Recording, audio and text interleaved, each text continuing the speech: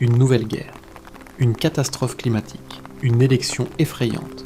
Chaque jour, en ouvrant notre téléphone, on prend le poids du monde entier sur nos épaules. On est là, tranquillement assis dans notre salon, avec un café chaud, et soudain, l'écran nous jette au visage des drames qui se déroulent à des milliers de kilomètres. Biologiquement, notre système nerveux n'est pas conçu pour absorber la souffrance de la planète entière en temps réel. Il finit par disjoncter. Alors, on se sent minuscule, impuissant et surtout coupable. Coupable de ne rien pouvoir faire. Cette culpabilité est silencieuse, mais elle s'infiltre partout.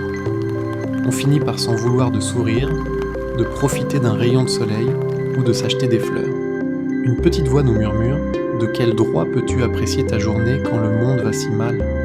Mais la vérité, c'est que s'interdire d'être heureux ne sauvera personne. S'épuiser d'angoisse en regardant l'actualité en boucle ne résoudra aucune crise. Et cette culpabilité finit par nous paralyser. Elle nous empêche de vivre et surtout, elle nous empêche d'être utiles à notre propre échelle. Parce que le monde n'a pas besoin que vous portiez toute sa misère. Il a besoin que vous cultiviez votre propre lumière pour pouvoir l'offrir autour de vous.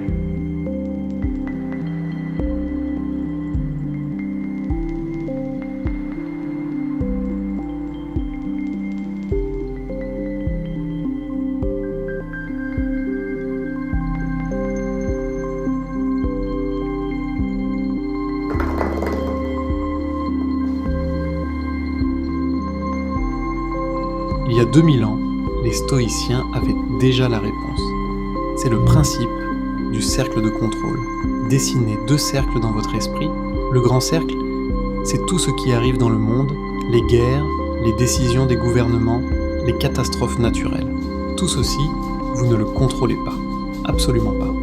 Vous inquiéter pour ça ne changera rien au cours de l'histoire, mais cela détruira votre paix intérieure.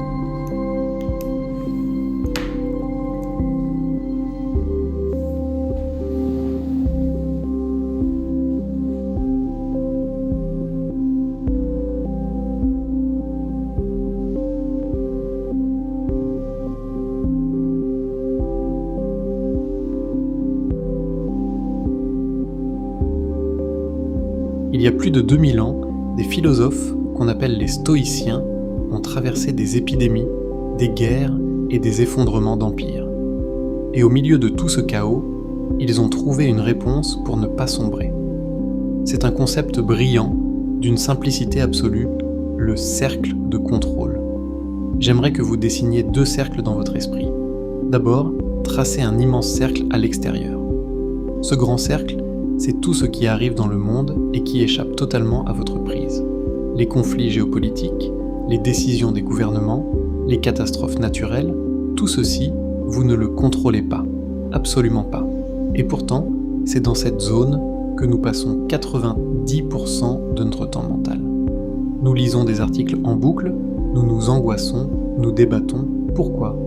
Parce que notre cerveau confond souvent l'inquiétude avec l'action. On a cette illusion étrange que si l'on s'inquiète très fort pour une tragédie, on est en train de faire quelque chose de bien. On confond l'anxiété avec l'empathie, mais c'est un piège. Passez vos nuits à vous ronger les sangs pour une décision politique à l'autre bout de la planète ne changera pas une seule ligne du cours de l'histoire. La seule chose que cette inquiétude va faire, c'est siphonner votre énergie vitale. Elle va détruire votre paix intérieure, vous épuiser et ironiquement, vous rendre irritable avec les gens qui partagent votre propre maison.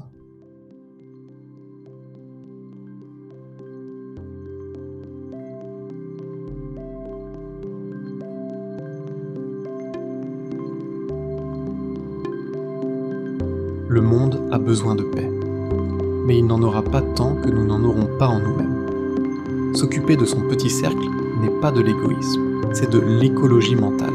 C'est préserver 1 cm² de lumière pour que l'obscurité ne gagne pas tout. Votre mission aujourd'hui n'est pas de sauver le monde, c'est d'être patient avec la personne en face de vous.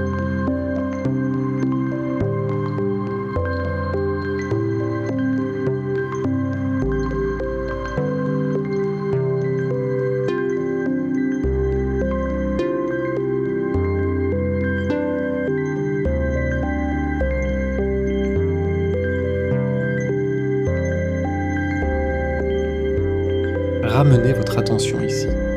C'est le seul endroit où vous existez vraiment.